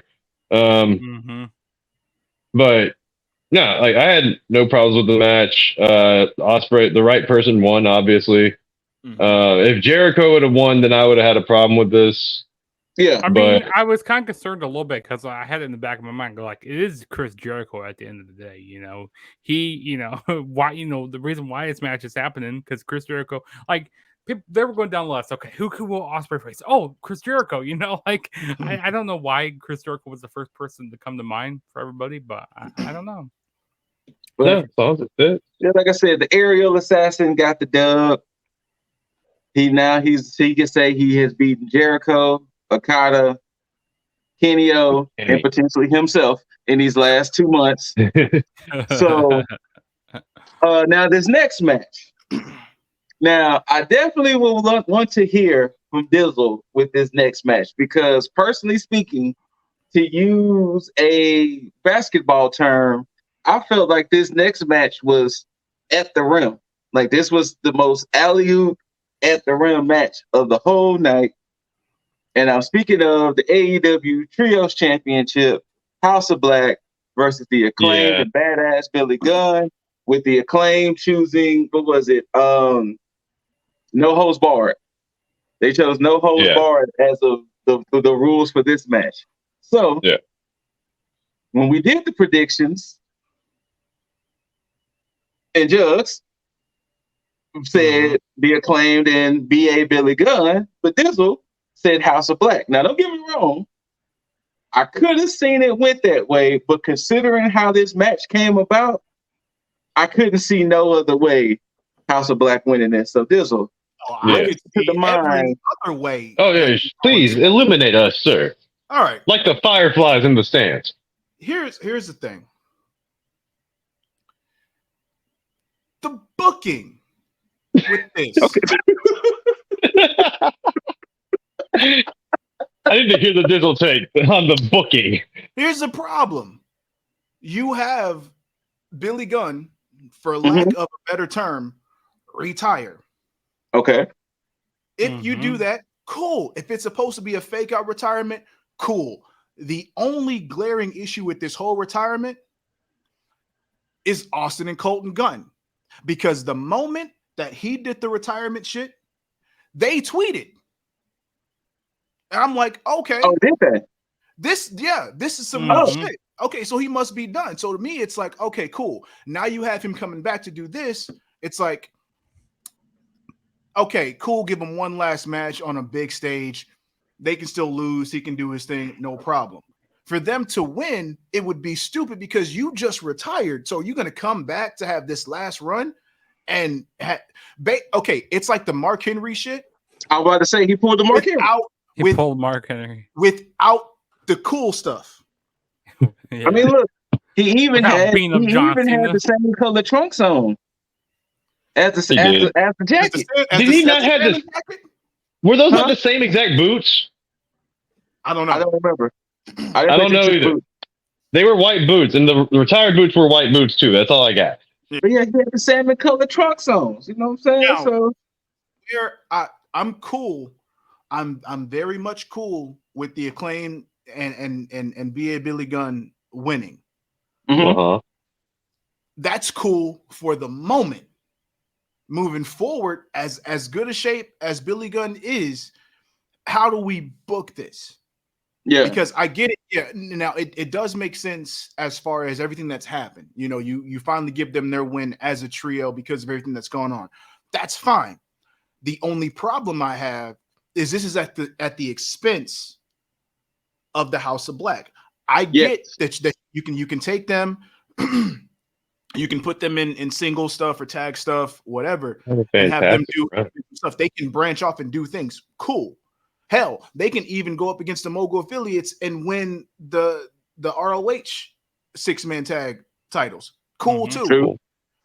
But at the same time, I don't think this was the this is where it's weird for me, because there would be no other team that would have been able to beat them that would have made it make sense other than the Acclaimed and Billy Gunn. So this is where it's a rock and a hard place situation, because you can go either way. But there would have been another team that could have possibly done it had it not been for one Samoa Joe. Oh, you talking about Jaeger's boy and FTR, you know. I was looking for the everyone that man to be my boy. Jaeger's favorite field, and FTR could have been the one to take those belts off, but Samoa Joseph had other plans. Look, man, when he was in WWE and he threw a pipe bomb or two, then that was cool, because fuck the corporation that is like you know, like at that time you're just hearing all the crappy shit, and then especially after all the firings, even like in the past few years. Like, yeah, cool. When you see people rebel like that, that's nice. Freaking Zelina Vega trying to get a union going. That's freaking cool. But yeah, he's just doing it in a smug way, and he's doing it because he knows he draws, and he's like my way or the highway bullshit right now. That's not cool. That's not for your people. Like, you just want people that you agree with around you. That's all you want right now. Yeah. Well, so you're saying he wants a bunch of glad-handed douchebag yes men around him? Douchebag. Oh, you know that he complained about the Bucks being. Yes, exactly. Or what did he say? From his pipe bomb. What did he say in that what did he say in that promo when he came back? He said, you know, I'm sorry for the wrestlers that you like, or something about being softer, or like, yeah. Like, so no, yeah, he's fucking soft. Yes. Yeah. Right, especially because because you can't have Christopher Daniels on your fucking show, the guy who's like actually with talent relations. Like, this is a guy that should probably be on both shows, be on every show actually, like at least with the headset on in the back. He's still holding that grudge because, very much Daniels was part of the. No, I know. Oh no, I know. But like, hold that. I mean, but Ryan Nemeth wasn't really a part of that. He's just a guy that retweeted something. Yeah, well, he tweeted, so I think softest man in the world or something like that. Softest in the world. Exactly. So you're in your fifis, Phil. You're in your fucking fifis about getting name called. These are people that are just trying to make a fucking living, and you are not the boss of the company, bro. Let Tony Khan, the people, like, be the guy who decides on who goes on what show. Oh no, I don't like these people. Now get the fuck. That's baby shit. You've got a whole 2-hour show to yourself now that you've greenlit everybody that gets in. Congratulations, man. As long as the show does well, that's all I'm really going to give a shit about. if you ever come into a championship picture, man, I hope you drop that belt so fucking fast. I hope you actually drop that belt and or it gets unified. Whatever the fuck needs to be done. I don't need to see him with a belt. So obviously, ladies and gentlemen, Jaeger does not like Phil. Does I not don't like Phil. care for Phil. He doesn't like petty. He doesn't like petty. You know what? Not only that, but you're married to AJ Lee, and god damn it, if she didn't like set the bar for where I like that, if you want to find my type, bam. Bam. Now, Yeah. So there's some bitterness in that too. Yeah, a little bit of jealousy like there. What Dylan was saying.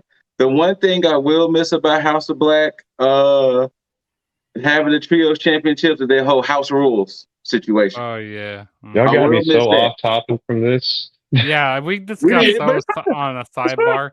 Also, the House of Black. Okay, they've been pretty cool. With the titles. They were kind of having some nice stuff a little bit, but they're at the same time they're kind of inconsistent. And it might be with their like booking and all that. But they seem a little inconsistent, so I don't mind them dropping the titles. I wouldn't mind seeing them do like more single stuff. But my concern in them dropping the titles is that they're going to start showing up on Collision. Because they have been on Collision quite a bit. No, I mean like more so than on Dynamite. Oh no, they most likely will. Mm-hmm, yeah, I mean, Buddy Matthews. I wouldn't be surprised if they were really more Collision acts at this point. Mm-hmm. Yeah, like we'll see how much of the Dynamite people jump ship or whatever the fuck happens here with this weird brand split. We'll see. And 81,000 people got the chance, scissor me daddy ass, for a feel good moment. Yes. So but yeah, I thought Billy Gunn was gonna come out to the "I'm an ass man." I really wanted that to happen. I was waiting for it. Loki. I'm not gonna lie, I was waiting for it. But he said it didn't happen. He jumped off after that. But all right, well, in the words of Bruce Buffer, and hopefully we don't get bounce on the ass, man. That's not cool, man. No. And now it's time for the main event. We got for the AEW World Championship match. The champ, Maxwell Jacob Freeman, MJF versus Adam Cole, baby. Two best friends who earlier in the night won the ROH Tag Team Championships. Now going at it for the AEW Championship. I would say, personally speaking, this was probably my favorite match of the night. Yes, this was my match. Yeah, I can appreciate the storytelling, and I can appreciate the action and everything. I will say this. Adam Cole healed his ass off in this match. Right? Jeez. Mm-hmm. You are my best friend, but I am better than you. You don't deserve it. Shirt off of him. Like, yeah. He used the title belt. Yeah. Like, shit. He even asked for 5 more minutes, and he got more than that. Roddy in that neck brace is killing me. I'm just letting y'all know. Yeah. Roddy wearing that neck brace is killing me. I'm your best friend. He is killing me with that neck brace. But gentlemen, our main event, let's talk about it. I turn the floor over to y'all. Oh, wait. Before we get there. Oh. Dizzle picking the House of Black was his undoing. He was winning. He was winning. But with Dizzle picking House of Black and Jugs picking Hook, that's what subsequently got Jugs he retained his championship because of that. Damn. So you just like, cool, your hand full of salt, you're throwing in the wound. That's cool. That's cool. No, because earlier before y'all jumped in, I brought it up earlier that Jugs picking Hook is the reason why he kept the predictions championship. So I'm just letting the people know out there what happened. But don't worry. Jugs has a 2-for-1 this weekend. And by God, if he walks out still champion, The shit. No, man, it ain't happening. Some Shit. bullshit jokes. We But gonna have And to. I still got that money in the bank, you know, so I can still use that. But you know, I'm True. saving that for Yeah. a rainy day. But all right, gentlemen, main event time, AEW World Championship, MJF, Adam Cole. I'll leave it to y'all. But Dizzle take it. Go ahead, Dizzle.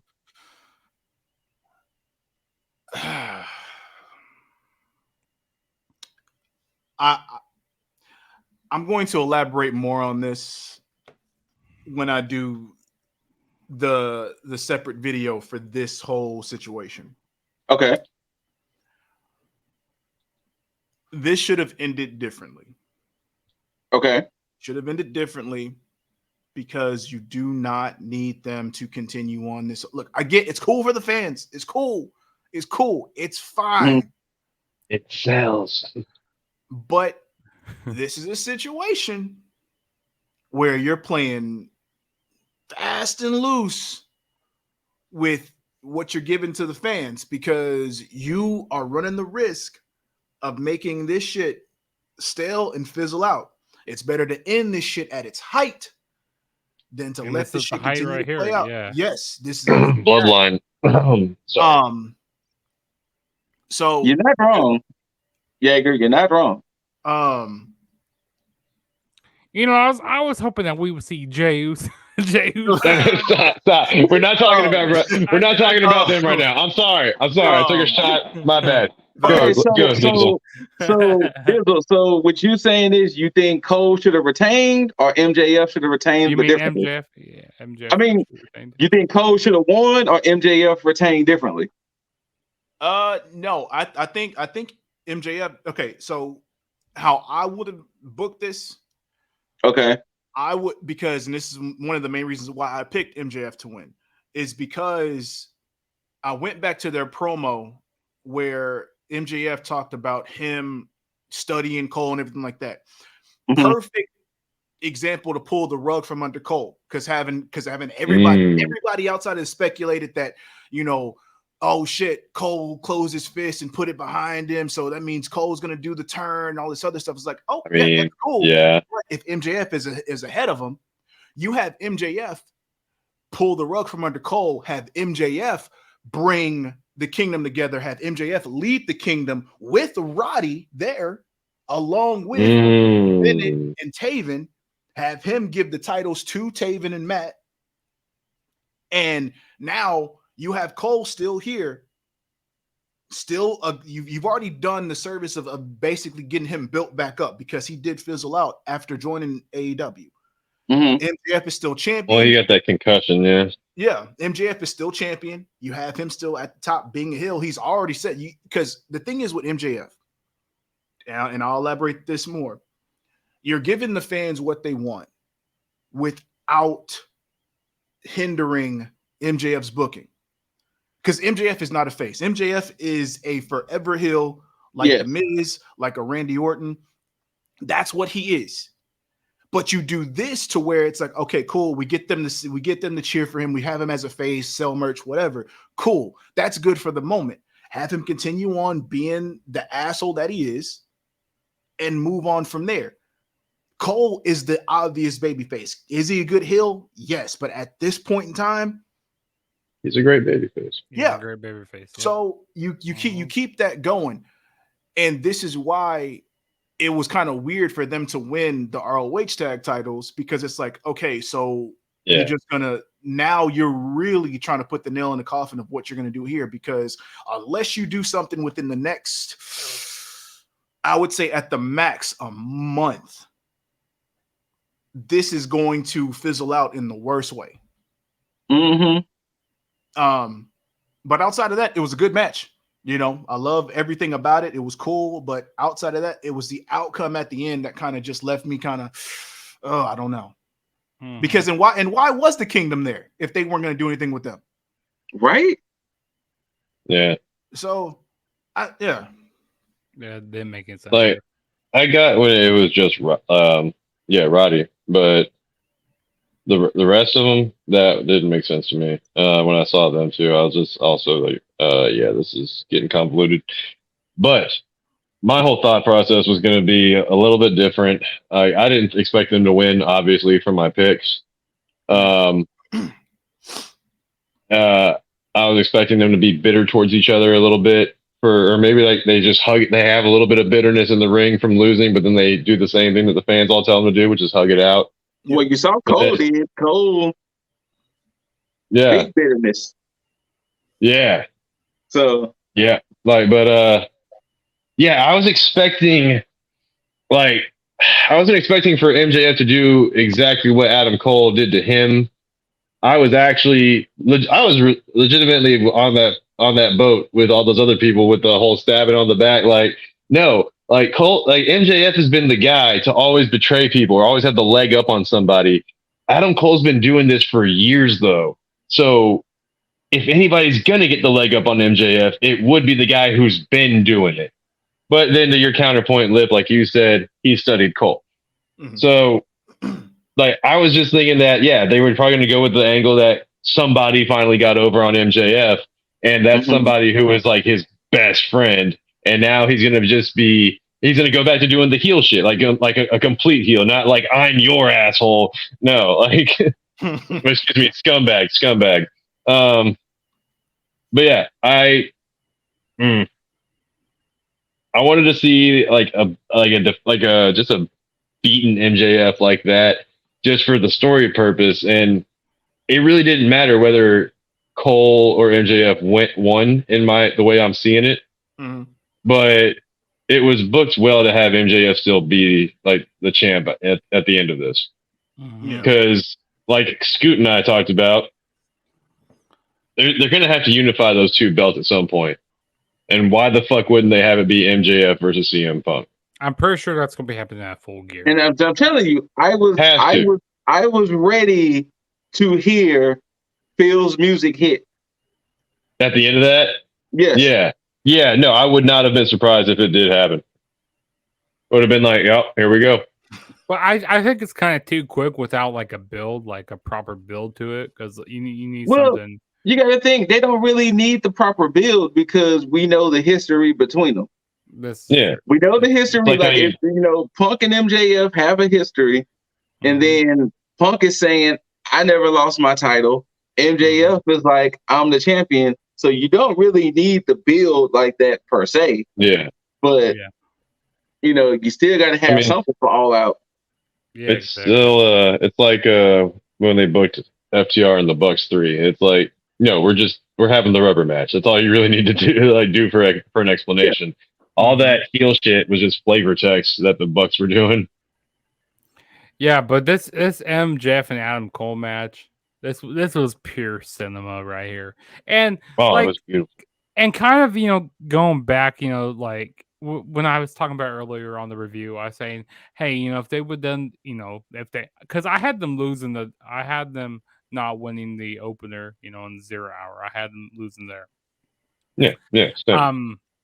Because it would have made it too kind of predictable for them to, for them to turn on each other here, because everybody was expecting it for either MJF to turn or Adam Cole to turn.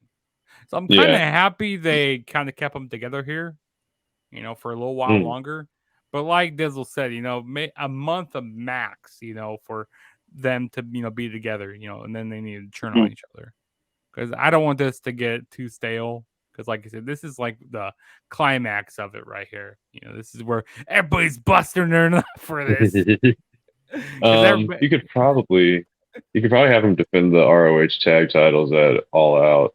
Let them lose it there. I have a feeling that your favorite Petty Phil, I feel like he's going to be in the main event some way, because it is going to be in Chicago. Yeah, no, there's no way that he's not booked on that show for something. But I digress. But yeah, this MJF Adam Cole, the great chemistry in the ring together. I also love the whole Eddie Guerrero type of stuff that they were doing. How with the chair, how they were tossing the chair back and forth. That was hilarious. That was a good spot. The whole where they both pinned each other. I'm like, wait, this is how they're going to end it? And then, that was some bullshit. I go like, what? I go, this is how they're really going to end it. And then when Adam Cole asked for 5 more minutes, I go like, oh, okay, I see where they're going with. I thought I do like the callback. I thought MJF was going to say no, but no, he said, no, we're going to give as long as this match needs. I said, okay, then. You know, MJF, you know, he's trying to be like a baby face a little bit here. Yeah. But, you know, in reality, you know, he is still the freaking devil himself. You know, people don't think, you know, when people He don't think calls the them devil worshippers. right? When people don't think the devil exists, that's when he comes out. You know, he's still the fucking devil. But no, yeah, this match was amazing. I enjoyed it. It was fun that MJF retained. It was this has been some great storytelling, some of the best storytelling that AEW has ever done. Yes. Yeah. I can agree. I can definitely agree. I mean, I'm just saying, like, MJF, he can keep calling himself it, but it's getting more and more confirmed. Generation talent. Adam Cole is a superstar in his own right, and Yes. I am so happy that he left WWE because of what they were trying to utilize him for. I'm so happy that he's able to say that he was the main event in the largest wrestling show to date. Yep. Yeah, like, no, I'm just happy for these people that are definitely just earning their spots right now. And a while Although back, I this was whole thinking, card for this whole card was like a freaking like who's who as far as like it was a draw fest. There we go. That's what I'm trying to say. yeah. And a while back, I was going like, why is MJF, you know, doing this, like playing this role as like kind of like a baby face? Well, he's trying to play both sides here, you know, because I had the whole bidding war of 2024. Like, you know, he can show that he's really versatile, how he can play both characters, you know, because if he does go to WWE and they want him to be a baby face, because you know they won't let him to say all that stuff, you know, as a heel that he does now in AEW. If he does go to WWE, which I don't really see that happening, but you know that's a different topic for you know. They're gonna make him change his name. Yeah, I wouldn't want to see him change MJF's Would name. not. I mean, I just don't go to WWE, man, please. Yeah, The I agree bidding with war of 2024. Oh, he's definitely not going. Nah. But yeah, Nah, it shows how he can play both sides and how he can leverage his way of you know get more money. Like, hey, oh, WWE offered me this. Hey, if you want to keep me, Tony Khan, you gotta offer me more. You know, so there's gonna be. He let himself get ruined though, as far as his snarkiness towards Tony Khan, because of that one promo where he got yelled at. It's like, oh, so you're not really like a smug asshole and are getting away with it. You're just like the guy who says all this shit behind his back. Okay, got it. But no, yeah. Once again, that was All In. At the end of the match, they did announce that All In will be happening at 2024 at the same spot. I think it was August 25th. I think it is. So they running it back, and it's going to become most likely it'll become a yearly tradition. And they did announce another pay-per-view to celebrate the life of Antonio Inoki, October 1st. I forgot the name of it. Same. But so now they're going to have 7 pay-per-views a year now so far. So I don't know if that Antonio Inoki one will be like yearly. I don't know. We'll see. But they made it sound like it could be. But that was All In, the largest wrestling show to date. I'm happy that it went down. I'm happy that it happened. Especially, I'm more happy for AEW to have that show to let them know that, hey, we in this thing too. We're here too. So, you know, I understand WWE still might be the big dog, but hey, we're here too. I mean, I think I said this to you on the chat, but this was like one thing is to hear 81,000 people all in unison scream "Adam Cole, baby," has to be insanity. Yeah. I don't know what kind of god level you have to feel like after that. Like, oh my god. Like, I got goosebumps getting that shit. Sorry, that was just a quick sidebar. Fellas, anything y'all want to say before we sign out? This needs to be their WrestleMania. I agree. Like All ends. Oh yeah. Agreed. I believe that they need to hold this for now, for the time being, maybe over the next 3 to 5 years, hold this specifically in London or international, but it has to be stadium shows. Yes. Because it's going to put them more so on the radar, and it's going to have them hit a market that WWE is not hitting. Because WWE does not hold WrestleManias internationally. You know, and for them to do something like this on this level and to be able to rub the numbers in WWE's face, real numbers, not speculated numbers. Which I call what you did, TK, when you did the scrum, you know. Yeah, I heard about that. I still need to go back to scrum. Yeah, I haven't checked it out yet. I only caught like highlights. What's up? Go ahead, about the attendance numbers, saying that they how they have the world record for wrestling show in the world attendance wise, you know. So it's like, yeah, there you go. Because like raw actual asses in seats. Because they said the biggest independent show with the first All In, and then they said the biggest professional wrestling show ever. Yeah. And so it was like, all right, you go. They got them both. Yeah. But yeah, all in all, this is this was a solid show. I look forward to them doing this way more often. And yeah. Good job, TK. You know what? Tag Squad going to All In 2024. There we go.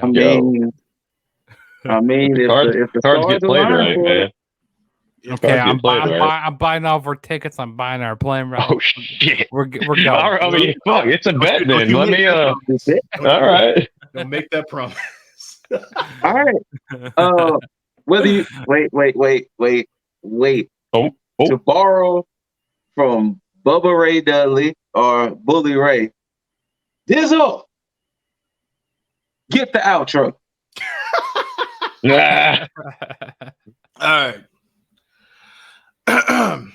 Whether you loved it, hate it, don't forget to rate it, thumbs up, thumbs down. Leave all your comments, concerns, questions down below. But before I even cap that off, let me just go ahead and warm this bad boy up here, because give it too sweet to the boys with a big old bada bam.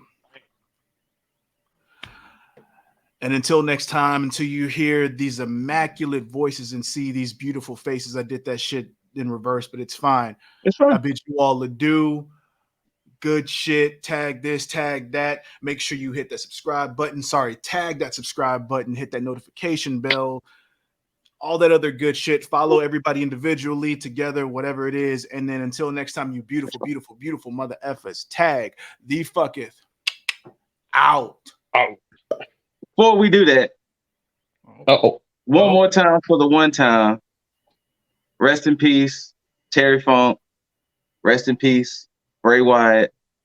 Thank y'all for all that y'all have contributed to this beautiful sport of wrestling. Thank you for the years of entertainment, and sleep well and sleep easy. To everybody else out there, love one another, take care of one another, take care of your mental, physical. Now we will tag the fucking out. Unless you're Phil Burks. Oh.